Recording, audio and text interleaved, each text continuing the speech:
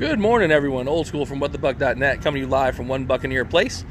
I want to do a quick little summary on the first two games and a couple of concepts and topics that I think are important for us to think about as we go into Game 3.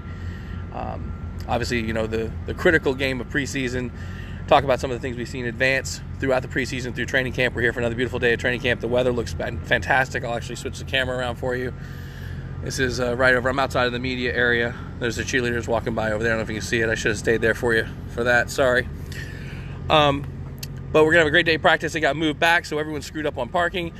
But by and large, a couple of things to take away from the first two games. One, this offense looks incredibly potent. The additional weapons are clearly evident. What's that on your... I can't believe I fell for that one. Well played. I fell for it because people talk about my beard all the time, asshole. So well played. At any rate, the weapons on offense are palpable, right? With Jameis having the time he's got so far, and it certainly looked good with Allie in there at center.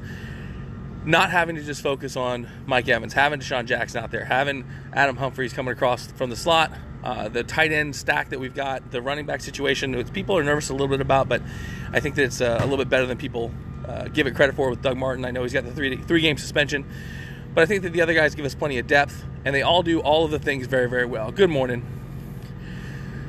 The offensive line health is always an issue, right? With Dotson showing that groin issue, Beninock's going to have to step up. We're going to see whether that depth is what we thought it was. But offensively, guys, this team should put up points. Now, a lot of concern has been voiced about the red zone efficiency. Now, I think some of that comes down to what's being called in the red zone. But the other part of that is in preseason, you don't want to call things that are esoteric. You want to be very, very vanilla. And at the end of the day, if you get inside someone's 5-yard line, you should be able to push the damn ball in the end zone. That's something this Buccaneers team has to show they can do in preseason Game 3 to allay concerns and fears. Any news on Jack? Which Jack? I don't know which Jack you're talking about. So I'll do my best to answer once I know what that is. Defensively, I think you saw a night and day performance from Game 1 to Game 2. Jack Smith, no. I don't think he's going to be available at all. I'm actually very concerned. Now, I'm not a doctor. I don't have any inside information. I don't play a doctor on TV. But when you come back from a knee surgery and you need another surgery and you're a speed guy, my concern is that that's just not good.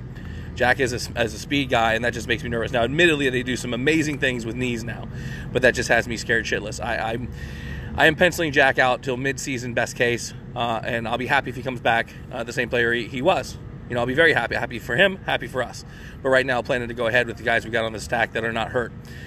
Defensively, run fits were better, execution was better, tackling was better. That's all got to be that case. Now, I know there's a lot of fixation on the safety position. Justin Evans has not looked particularly good, but by not particularly good, he's looked like a rookie, right? That's exactly what it is. Chris Conte, everyone likes to beat up on Chris Conte. He's been in position a number of times. What should be the case with Conte, with Tandy, with Evans, with Wilcox, with whoever's back there in the safety position, in combination with the cornerbacks that we have on this team, there's going to be a lot more aggression. We talked about this after one of the training camp reviews. The aggression level of this defense is intentionally and inherently amplified because of what they believe the front seven can do from a pressure perspective. We will see more big plays, I think, against this defense, and we're used to as Bucs fans.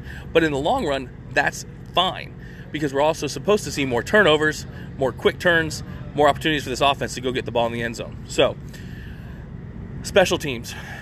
Brian Anger, we know what he is. I went on a bit of a tirade on a podcast where I said we should no longer kick field goals and potentially extra points. I'm not sure that I don't believe that still. But I know that we're going to perseverate over that as Bucs fans because of what's going on with the Aguayo release and Nick Folk not looking... Well, it's not that he looked bad. He missed a field goal and had an extra point blocked. I think one of my authors mentioned that that's not really on him. I'm less concerned about kicking right now, and I know that I shouldn't be. Kicking's very important. We can make fun of it all we want, but sometimes the games come down to a kick. Good point that our kicker may not be on the roster. You know that myself and Fish and actually Big Nasty are huge Pat Murray fans. Kicking, like so many of these positions, are shoulders up positions. You either feel like you can do it or you can't. All these guys can physically kick the hell out of the ball, but they've got to feel like every time they step on the field, they can put it through those uprights. And the coaching staff has to feel that way too. They have to feel like them to deploy when they feel necessary.